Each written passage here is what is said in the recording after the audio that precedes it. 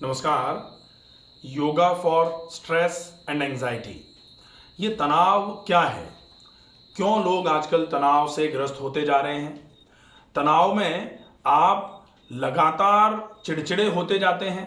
किसी भी चीज के लिए आपको जब बोला जाता है तो आप सिर्फ गुस्से से रिप्रेजेंट करते हैं। गुस्सा इतना होता है कि लोग अगर ये कहना चालू कर दें कि गुस्सा इनके नाक पर रहता है तो भी कोई बहुत बड़ी बात नहीं होगी। लेकिन इस तनाव का ओरिजिन पॉइंट क्या होता है? एक बहुत पुरानी कहावत है, संस्कृत में एक श्लोक बोला गया है, अप्रसन्नस्य चिंतस्य सर्वे रोगा भवन्ति। अप्रसन्नता और चिंता सभी प्रकार के रोगों को कराने में सबसे ज़्यादा एक तरीके से रेस्पॉन्सिबल रोल प्ले करती है। तो आप अपनी इस अप्रसन्नता को कैसे दूर कर सकते हैं? अप्रसन्नता कब होती है आपको? जब आप किसी से कुछ उम्मीद लगाते हैं। जैसे कहा जाता है कि जब आपकी किसी भी उम्मीद को कोई पूरा ना कर पाए, उम्मीद पर कोई खरा ना उतर पाए, आपने किसी से कोई आशा रखी और उसने आपको निराश कर दिया, या फिर आप किसी से कुछ चाह रहे थे कि ये हमारे कहने पर ऐसा करें और जब वैसा नहीं होता है तब धीरे धीरे करके आपके मन में निराशा उत्पन्न होना चालू हो जाती है। वही निराशा आपकी अप्रसन्नता का कारण बनती है और अप्रसन्नस्य चिंतस्य सर्वे रोगा भवन्ति।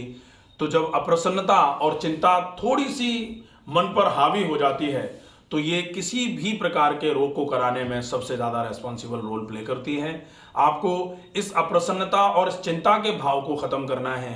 तो अप्रसन्नता और चिंता का भाव जो है, इसमें आपको लगातार एक बात बोली जा रही है और इतने सारे लोग इस चीज को बोल रहे हैं कि अगर आपको मानसिक रूप से स्थिर रहना है तो आपको निर्मोही होना पड़ेगा। मोह सकल व्याधिन कर मूला, कहा जाता है कि मोह सारी की सारी व्याधियों की मूल जड़ है। मूल जड़ अगर मोह है तो मोह का मतलब क्या होता है? मोह से ही धीरे धीरे करके बंधन में इंसान बंधना चालू हो जाता है और कहीं ना कहीं उसकी जो आसक्तियां हैं, उसका जो लगाव है, वो रोग का कारण बन जाता है। आप yoga for stress and anxiety का विषय बहुत अच्छे तरीके से अगर समझ सकते हैं तो वैसे सामान्य तौर पर योग में एंजाइटी और स्ट्रेस के लिए सीधी मेडिटेशन की बात करी जाती है, लेकिन मेडिटेशन हम कितने अच्छे तरीके से कर पाएंगे ये हम अभी बहुत अच्छे तरीके से समझ ही नहीं पा रहे हैं। मेडिटेशन कोई ऐसी व्यवस्था नहीं है जिसमें आप आंखें बंद करके बैठ जाएं और अगर आपको कहा जाए कि आप ध्यान लगाइए तो अगर ध्यान लग जाता तो फिर ध्यान को ध्यान लगाने को कैसे कहते कि भाई ध्यान लगाइए। तो ध्यान मतलब मेडिटेशन होता है, तो मेडिटेशन लगाने की स्थिति तो है नहीं। कहा जाता है तत्र प्रत्येकतानता ध्यानम। जब आप धारणा का अभ्यास बहुत अच्छे तरीके से करते हैं, धारणा जब बहुत लंबे समय तक की जाती है तो ध्यान कब होता है आपको खुद ही पता नहीं होता। ऐसी अवस्था आप करने से तो नहीं ला सकते। ऐसा नहीं होगा कि आप ध्यान करने की व्यवस्था में बैठे और आपसे ध्यान हो जाए। ध्यान होता नहीं, ध्यान किया नहीं जाता, ध्यान होता है। तो ध्यान को करने का प्रयास आप जरूर कर सकते हैं, लेकिन ध्यान कोई करवा देगा या ध्यान का अभ्यास आप कर लेंगे, ये मेरे हिसाब से थोड़ा ज़्यादा हो जाता है। योग में हम धारणा तक का ही अगर ध्यान रख लें तो बहुत है। ठीक है, हम जो विषय योग का लेकर के आए हैं जिसमें आप स्ट्रेस और एंजाइटी को मैनेज कर सकते हैं, हम सबसे पहले आसनों से आपको ये मैनेज कैसे हो सकता है ये बताने की कोशिश करेंगे। आसन वो स्थिति है जिसमें कहा जाता है ततो द्वंद्वा न विघातम। महर्षि पतंजलि जी ने लिखा है कि अगर कोई आसन का अभ्यास बहुत अच्छे तरीके से करेगा तो निश्चित ही अंतर्द्वंद से मुक्त हो जाएगा। और अंतर्द्वंद से मुक्त होना ही तो तनाव से मुक्त होना है। अंतर्द्वंद ही अगर खत्म हो जाएंगे तो निश्चित ही तनाव नहीं होगा, निश्चित ही एंग्जाइटी नहीं होगी। तो अंतर्द्वंद को खत्म करने के लिए आसन का अभ्यास किस तरीके से होना चाहिए, उसके लिए प्रैक्टिस ऑफ आसनास में भी महर्षि पतंजलि जी ने लिखा है प्रयत्न शैथिल्यम अनंत समापतिभ्याम। लंबे समय तक प्रयत्न करना है शिथिलता का, तब जाके आप आसन करने के योग्य हो पाते हैं। कैसे होगा ये है, क्या होता है आसन, उसके लिए महर्षि पतंजलि जी ने लिखा है स्थिर सुखम आसनम। स्थिर सुखम आसनम का मतलब है कि किसी भी स्थिति में जब आप सुख का आभास करने लग जाते हैं तो वो स्थिति आपके लिए आसन की स्थिति हो जाती है। हम ऐसे बैठे हैं, अगर ऐसे ही हमको लंबे समय तक बैठने में सुख का आभास हो रहा है तो ये मान लीजिए यही स्थिति हमारे लिए आसन की स्थिति हो जाएगी। कौन से आसन जो एंजाइटी और स्ट्रेस में सबसे ज़्यादा हेल्प करते हैं, आज हम ये विषय लेकर के उपस्थित हैं। विषय में डेमो के लिए उपस्थित हैं डॉक्टर विपुल चौहान। ये आपको कैसे आसनों को करना है, टेक्निक ऑफ डूइंग आसनास जो है वो प्रॉपर तरीके से आप समझें, इसके लिए हम डॉक्टर विपुल से रिक्वेस्ट करेंगे सीधे खड़े होकर करने वाले आसनों का डेमो करेंगे। पहले सीधे खड़े होकर करने वाले आसन जो हैं, उन आसनों में पहला आसन वृक्षासन। वृक्षासन का अभ्यास करेंगे। वृक्षासन, दोनों पैर आपस में मिलाकर के खड़े हुए, दोनों पैर के पंजे आपस में मिले हुए, दोनों हाथ फ्रंट थाइस पर।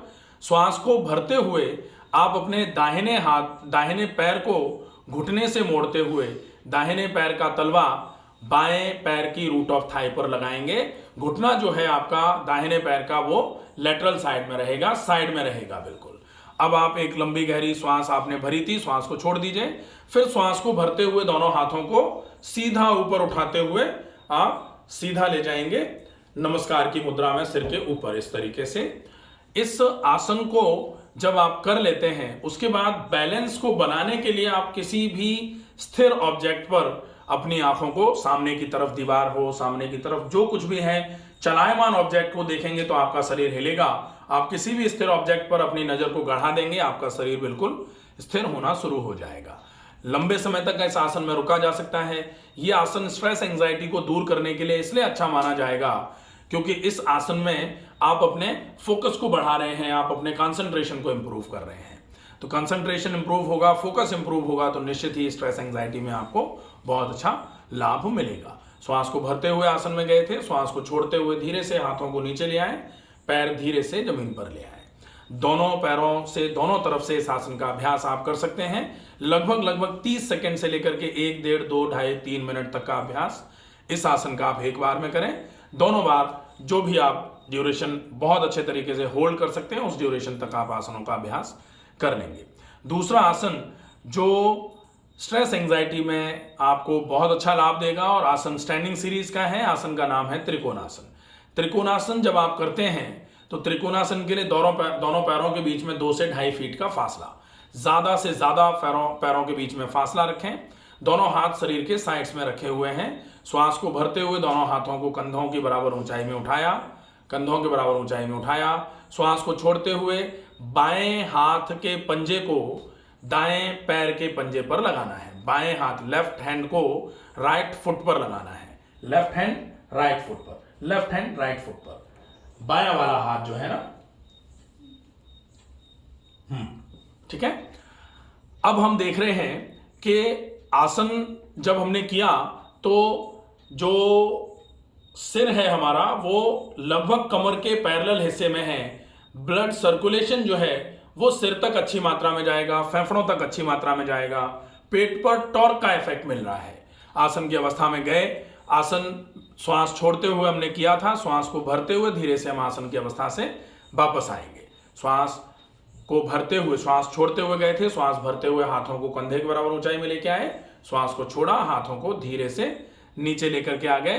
दोनों तरफ से इस आसन का भी अभ्यास आपको करना होता है।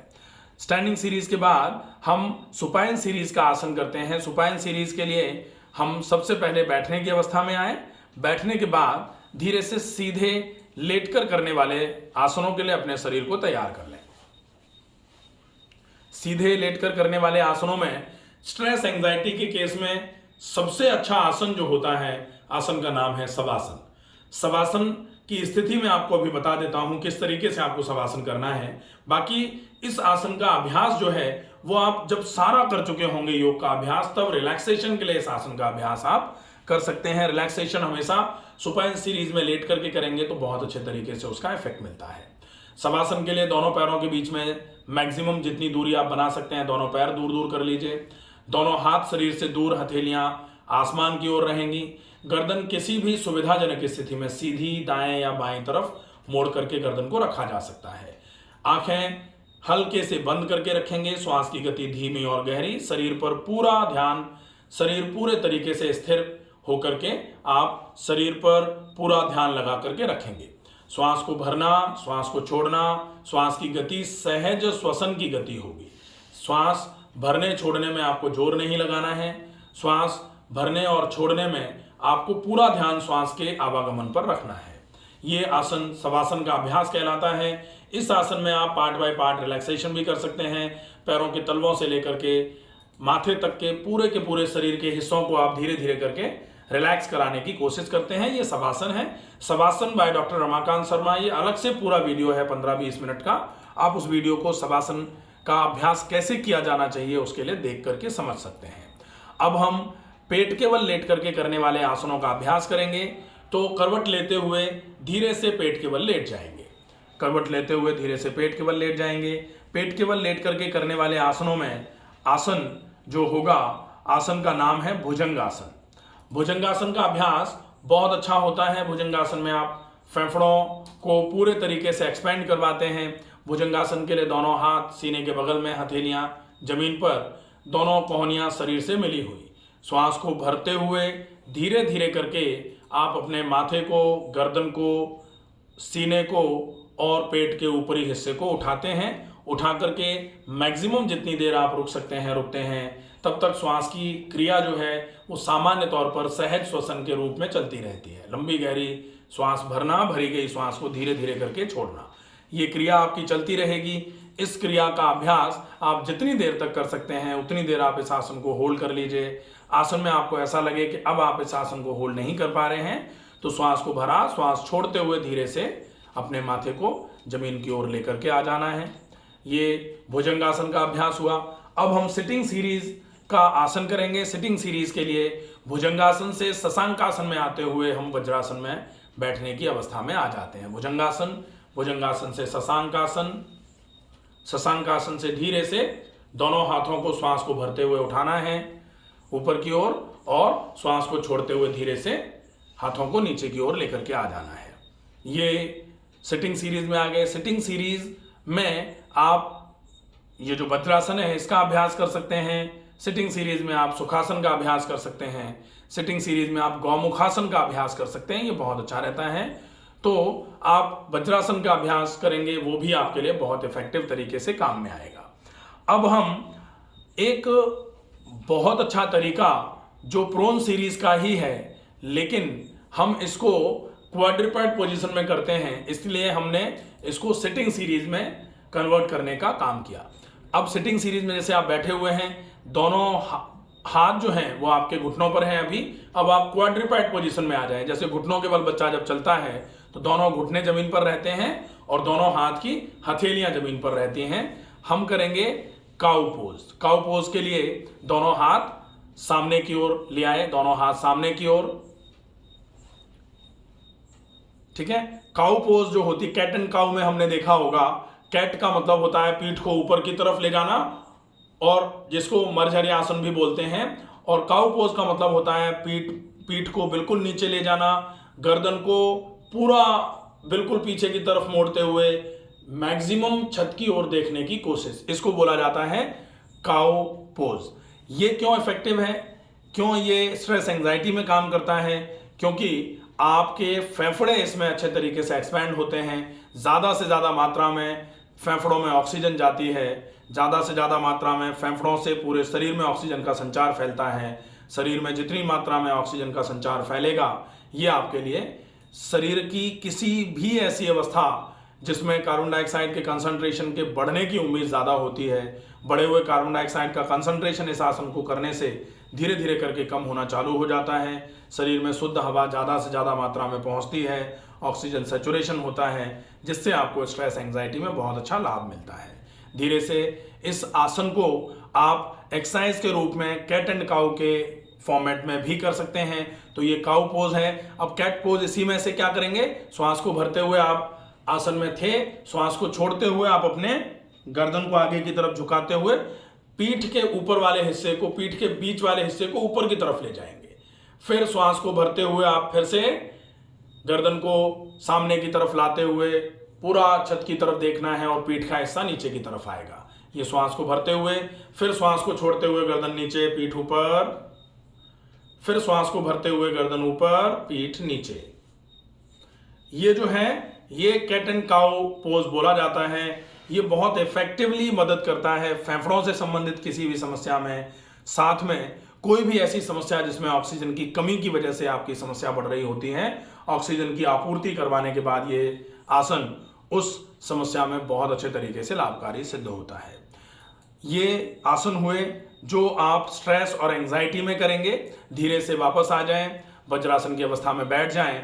स्ट्रेस एंजाइटी के केस को पूरे तरीके से सही करने के लिए आसनों के अभ्यास के बाद आप थोड़ा सा प्राणायाम का अभ्यास कर सकते हैं। तो प्राणायाम में भ्रामरी प्राणायाम करने के पहले आप नाड़ी शोधन अनुलोम विलोम प्राणायाम का अभ्यास कर सकते हैं लगभग 2 मिनट के लिए। उसके बाद आप डीप ब्रीदिंग कर लें लगभग 50 से 60 बार, लगभग 7 से 8 मिनट में हो जाएगी। उसके बाद भ्रामरी प्राणायाम का अभ्यास, और भ्रामरी प्राणायाम के बाद में आप ओमकार का अभ्यास करते हुए सेशन को एंड कर सकते हैं। ये होगा yoga for stress and anxiety. इससे आपको स्ट्रेस और एंजाइटी में डेफिनेटली बहुत अच्छा लाभ मिलेगा।